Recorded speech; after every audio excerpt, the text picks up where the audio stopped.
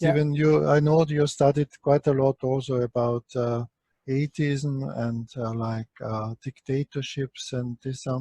And how do you think, is this also your experience if, for example, if in dictatorships mostly they can only be dictators because they lie to people, and if once they start lying, then they use force to keep up their power mostly, no? Do you think Yeah, I mean, even we are democratic could be that also it could be getting more like in some areas, but of course not other areas, but in this kind of area, like dictating people's lifestyle? Do you think this could be a consequence? Even we yeah, call ourselves democratic, but in some areas we are getting quite dictatorship. yeah, maybe before we talk about that, Johan, I think it's really important that we talk about the damage. Because if you don't understand the damage and that's being forced upon us, then it becomes very complicated. Then if you understand that damage, then you start to understand that we're being forced to accept damage in our societies, and because no one can talk about that damage without being told they are nasty people or transphobic or something, then you don't see the totalitarian nature of this. You don't see the, and it's really important to understand why the damage is created. Yeah. So if I can speak about that for a while. Yeah, that's very good. Yeah. Yeah. So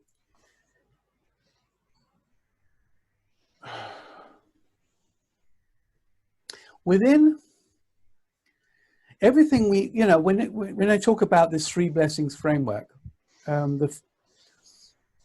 one of the first things about the area of flow and development and growth is the concept of mind and body unity. It's a concept that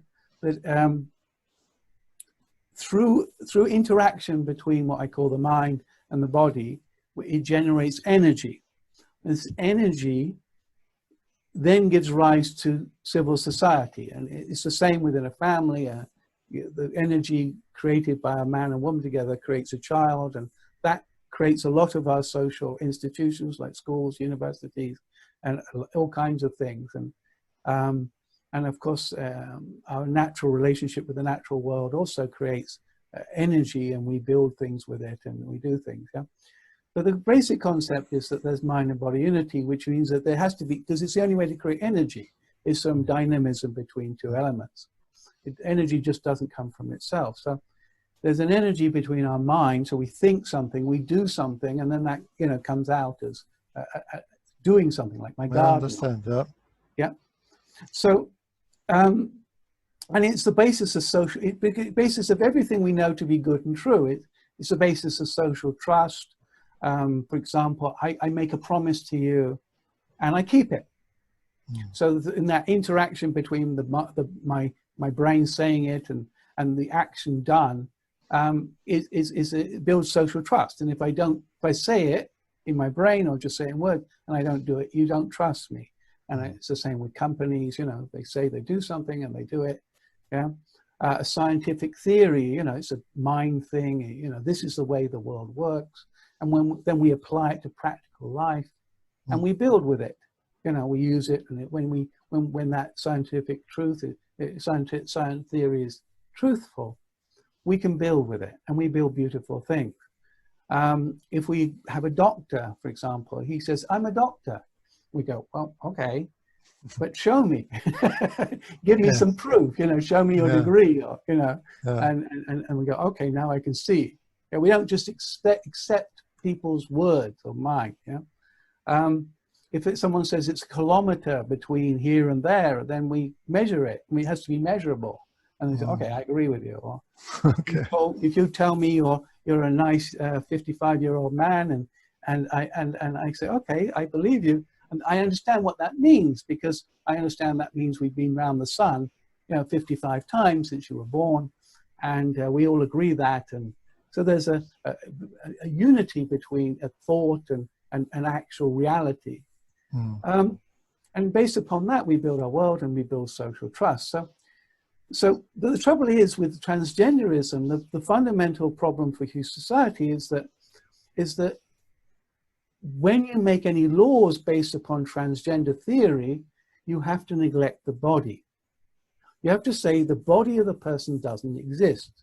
You have to say that person thinks they're transgender, therefore they're transgender. We have to deny the reality of the physical world, the physical, and we just say, yes, that person says they're transgender. So therefore, the laws start to reflect that, and they start to say, we make laws for those who think they're women, and those who think that we make laws for those who think they are men. And that's it. And there's no body. There's no body to consider. But the trouble is with that, there's no energy.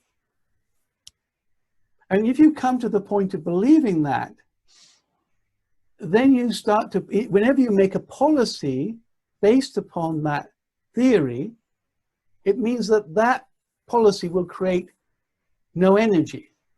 It will create decay, not positive outcomes. And once you put it into when you put transgender theory into any piece of social legislation, the number of people it hurts is far, far greater than the number of people it helps. And so social decay is an automatic response. It's like putting antimatter into the social system, into a healthy, reasonably healthy society, and saying, I'm going to put antimatter in there, and then expecting society to carry on happily. And it doesn't work. It just creates destruction because there's no energy created by it. And the art of the artist of seeing the problems with this legislation is to see the damage. And when you see the extensive damage, you say, well, this is really what I want to create for my society in the name of building a more tolerant world. Yeah. So, Stephen, one question. This case, do you mean like this is like a kind of self-destructive system? Actually, if you start really putting it in our society, this will be the consequence that actually like an program is coming to start, that society will be destroyed finally. Good. Yeah, it will. The end consequence will be a substantial weakening of the ability of other people to build constructive lives. It will be a substantial harm. It's like we've already got this happening with lots of, several groups of children who are coming out of the data having worse lives than their parents, worse life expectancies, worse life, unable to marry, unable to save, etc., etc. But this is just creates even more groups of people who in the next generation will have more difficult lives. We're not talking about transgender people, we're talking about just people who are caught in the negative effects of the transgender legislation. And so, there's two main types of, so does that answer your question? Yeah? Yeah, So of course, yes. So as transgender comes in, automatically we start to see children pretending, more and more children saying we're transgender, more and more operated on, more of them having tragic lives. That's one group of children, for example. Yeah, but there's lots of other people who are negatively affected. And transgender legislation, there's kind of two main types.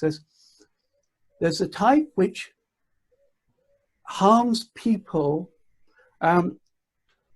It denies the reality of the biological sex of people in places where the biological sex of people is the most important thing. For example, public spaces where women want to be safe, for example. Oh, I see, like toilets or toilets, bathrooms. showers, whatever. Prisons, whatever. So these laws deny the reality of the physical body in places where the physical body is really the primary problem that cause for concern. Yeah, and the other kind of legislation is to do with legislation which creates harm for everybody. Okay, so you can break it down in two different forms, and you can look at the form that hurts men and women who in public spaces especially. So for example, so we have this, of course, you said bathrooms, toilets, showers, public showers. Women, you know, they are denied. You know, women have a natural right to privacy in vulnerable spaces. Privacy from men. They have a natural right to that. And it's one of the primary roles of government is to ensure that they're safe in those vulnerable spaces. That's one of the primary roles of the state. So to allow men who are still very attracted to women, who say they are women, to enter these spaces is very vulnerable for women. And so we see in the, you know, there's not much research done it, but we see in public toilets, communal public toilets in England, there's like a 10 times the rate of sexual harassment or abuse of women. And nobody seems to care about these women who are harassed because of these men, you know. And then you've got sports centers and jails now. In jails in England, although transgenders only really have, you know, very small percentage of the population, now 1.5% of male prisoners identify as transgender, so they can go to women prisons, you know. And it's ridiculous because there's nowhere near that number. Not, you know, not 1 in every 100 people or 60 people you meet is transgendered. Yeah. So, but they do it just to go to the women's prisons. Yeah. So they abuse the system. Yeah. Women's shelters, they come under attack. They might lose their funding because if they don't allow men in. And these women are escaping the abuse of women. And now they say you have to let in men who might abuse you. Yeah. And you'll lose your funding if you don't allow this. Yeah. Hospital wards, women don't have privacy. Lesbian groups, many of them close down when transgender men enter because the men say, I'm a woman, but I have a penis and I'm attracted to women, so I'm a lesbian. And young transgender, young lesbians are told basically you have to sleep with this woman or you're transphobic, yeah, and you're a nasty person. So it's really crazy. It's crazy, you know. It's crazy. It just goes. The world goes crazy. I mean, Yeah. you go to the women, go to the doctors, and they ask for a woman-only doctor, and they find a bearded male looking up their vagina when they ask for a woman, and their rights are violated. Yeah. And it's the same for males. You know, males too can be deeply embarrassed about a woman in their shower room. Yeah, they might say, well, is she a nymphomaniac? Is she trying to seduce me? Is she psychologically harmed? What is she doing here?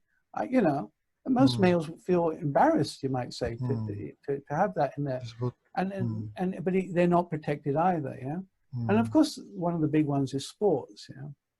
So in many sports now, men are participating in women's sports, or men born with the physical body of a male. And the women are losing, and they're losing their chances of professional development. And you know, if China turned up at the next Olympic Games with 700, 800 transgender males or women, transgender women, you know, males who say they're women, and said, well, we have a large country and we have you know, a large number of transgenders. And we're going to, all these men are going to participate in women's sports, and they walk off with all the golds, you know. It's just unbelievable that we would allow this, yeah. But this is where we're going. Yeah? Do you think this happened already, or you're just predicting? Well, it's already had in minor sports, yeah. Really? And in certain things, but as this theory deepens, that more and more women will say, well, what's the point? Why should I bother to try when this is like cheating, or this is like, you know, and it's a problematic. So that's the kind of you know, stuff. But so women will give up on sports, maybe, you know, women will get harmed. All kinds of things will happen and get worse for them. So that's the fact. And then there's the legislation which harms all of us. Okay, is that okay? Yeah, sure. So the first thing it does, because mind and body unity is the basis for like honesty, integrity, yeah? So a scientific theory has to be able to be put into practice, shown to work in practice for it to be understood and honestly used. So if you break that bond, then you get dishonesty. Dishonesty enters the system. So anybody who's psychologically, you know, corrupt or hurt or damaged or narcissistic or morally corrupt can now abuse the laws and say, I'm a woman, for example, and go into a woman's bathroom, shower, whatever. And you can't do anything about it. You know, if a man is in the women's toilet and looking through the cracks in the doors and the mother sees him looking through the cracks at her daughter, you know, she's the one who'll get into trouble if she says anything. So she can't say anything, yeah? And if she says something, she's called transphobic, yeah? So you can't, trust is broken, social trust is broken. I mean, I can imagine some coaches, you know, we saw in the Soviet Union, the era of coaches, that they were quite willing to give the children drugs to enhance their performance, steroids and things like that, and they had no problem. And so I can imagine some coaches will say to boys, look, you're not going to make it with the boys, but if you take puberty blockers, if you take, you know, then you'll win. You can go to the Olympics, you know? Yeah, gosh. And I can imagine some sport coaches using that. You know, they're so determined to win. Doctors wanting to get wealthy, they just say, yes, okay, I'll transition you. I'll take the, you know, I'll get the money for operations or, you know, in other words, it multiplies corruption within the social fabric because there's no, and people can't trust, you know, if your school is transitioning children and who don't know what, you know, 2 and 2 is, or, you know what I mean, then people and teachers are hiding things. They're teaching stuff to children about transgenderism, but they're not letting the parents know. And so the parents become suspicious and they lose trust in, so they lose trust in the political leaders because they let men into, you know, places they shouldn't be, and the schools are hiding things, and people are making money from this with it, and people lose trust in their social leaders. Finally, so also in the government, they lose trust in the government because the government is not really acting to protect. As a protector, yeah. Yeah, you lose trust. When you know the research, you lose trust. Yeah. And then the next thing is that science will suffer. We already see that in England. For example, trans women, men who say they're women, are being included in studies on like medicines for women. Oh, really? Yeah. So, you know, but they've got male bodies. Yeah. But you can't exclude them because, you know, they say we're a woman, you have to include me, you know. We already see scientific journals refusing to publish certain articles which show the differences between men and women, like their brains or something like that, in the belief that this will be seen as transphobic. Yeah. A letter was written to one of our major newspapers by a large number of scientists who say we are being corrupted by trans theory. Yeah, so this included law, criminology, medicine, psychology, education, history, English, social work, computer science, cognitive science, anthropology, political science, economics, history of art, sociology. They say all our findings and our research and our thoughts are being corrupted. And we have to say things which we know are not true because we don't want to be seen now as transphobic. And in other words, it's corrupting good people who are trying to do good work, and it's making them publish false stuff. And when you publish false stuff, we all will suffer the consequences eventually. We just don't see it yet. Yeah, it's getting quite dramatic. and then add to that, and good people become morally corrupt. They're corrupted by it. Yeah. So, you know, if you're a doctor, imagine you're a doctor, and some trans woman comes to you, or trans man, and she says, I'm a man. Right. But you know that she's a woman. Yeah. But she says, I'm a man. And now what does he say? Now he can either say, well, you know, I'm going to treat you with women's drugs and possibly be called a transphobe. Or he can treat her with male drugs, which may be extremely damaging for her female body and cause her permanent damage. So he gets corrupted either way. He either, you know, might lose his job because he said he's a transphobe, technically, or he might lose his job because he kills her. But what does he do? He's trapped in this lie, yeah? Parents and teachers, you know, they can't, the teachers have to teach this transgender stuff to children, and many of them know it does them harm. So good people are forced to do harm, and they're meant to wipe their moral conscience, you know, clean, but they know they're doing harm. So good people become to seem to be as bad people, yeah?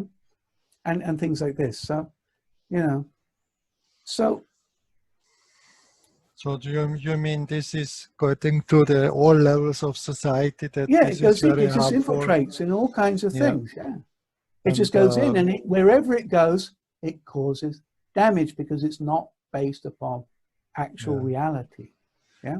It's not men who transition still have a body of a woman. That's it. And there's nothing they can do about it. And many of them struggle their whole life trying for perfection, trying makeup and all kinds of stuff and operation. And they still know they're fighting a battle against a body that is opposite sex, you know, and they know it. They cannot win, no? They cannot win this battle, basically, no? They can't win it, no, because you're dealing with your DNA, yeah? Yeah. And so to understand, you know, you've got the feelings, they say, well, I want my feeling, I feel like I'm a woman, I want my feelings respected. And the government says, okay, we respect your feelings. But in doing so, then the government has to neglect the feelings of everybody else who is hurt because of this wanting to help this group. So, you know, what are the feelings of a parent who sees their child destroying their life? That's not just a little feeling of like social ostracization. This is your child, yeah? And every day of your life, you're going to have to deal with that child who's sterile or whatever, who made a mistake. This is pain. This is tears. This is expensive. This is your whole life consumed sometimes by this negative act, you know. Then what about the feelings of women who say, eventually will give up on professional sport? You know, they wanted to reach the top, they were giving their best, they felt they were good at it. And they always beat, you know, eventually, what about their feelings? And they, you know, maybe they turn to drink, some of them, or what's the point of it all, you know? And what about, you know, so in all people who get hurt by this, scientists who have to publish rubbish to get it published, you know, and they know their career is going to like, well, what's the point of that? What about their feelings? Yeah, you know what I mean? It's like everybody else who gets hurt gets their feeling. And the government only cares about the feelings of this 0.05% of the population. I understand. And they have more rights then. They fundamentally say, our feelings are more important than your feelings. And everybody just has to bow down and say, yes, we accept that. We accept you have more rights to your feelings being affected than my feelings. And that's a tragedy, because basically the state is saying the highest state of being a human being is transgender. They have more rights. They have to be honored and respected and have their feelings and taken care of, and nobody else has a right to their feelings being respected or taken care of. Only they, because the only concept is that they are a higher form of human. They are so precious to humankind. And you end up with a very warped society when you say that people who can't keep a job, who are very unhealthy, who can't be, are the highest form of mankind. You end up with a very, very warped society eventually, which degenerates into total chaos eventually. And if you don't see that, you might say, I have compassion for this group, but you have to see the negative consequences. So, when you focus on feelings without social consequence, what's the practical reality of social consequences? You know, what's the social consequence? There was that case, I don't know if you heard it, of this guy who was in Holland, I think, or something, and he said, although I'm 65, I feel like I'm 45. And if I can say I'm 45 on dating websites, then I'll get more women. So I want to apply to be 45. Can you imagine the consequence of us breaking that mind and body dynamic and the consequences for society, you know? So I'm a 14-year-old can say, well, I'm 60, I want my pension, please, you know. You know what I mean? And the consequences, the social consequences of breaking the mind-body construct when it comes to age would be terrifying. Mm. And it's the same with race or whatever. Some people who are born white say, I'm black. And you get, well, you know, okay, fine. But then you end up with a total confusion. And when anybody's trying to talk about anything, you don't know what it means anymore. Yeah. So you lose sense of meaning, and you can't just base things upon people's feeling. You have to have a substantial, you know, basis in actual reality so that people know what you're talking about. And when you say a man is a man, a woman is a woman, you have to have a knowledge that this woman was born with a potential to reproduce, and she was born probably with eggs and reproduction, and that we treasure motherhood. Yeah, we go, this is incredible. You know, we got Mother Mary, and we got, you know, the honor of motherhood and this ability to create a child, which men don't have. Mm. And we acknowledge the honor of, and to take that away from women, to say humankind doesn't have a right to a word that expresses our understanding of what it means to be a person who can give birth to humankind. To have no longer a word to describe that would be, it's just inconceivable that politicians want to take that away. A few elected people want to take that right away from the vast majority of people who say, no, I want a sense of motherhood, which is connected to you know, to, or what am I meant to call parent one?